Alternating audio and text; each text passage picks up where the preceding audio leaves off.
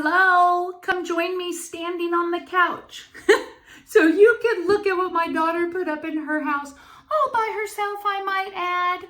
I'm so happy to have a DIY daughter. But look, she got new curtain rods. She has a gold thing going on in this household, and this gives it that splash of color. Let me get you a little bit tighter.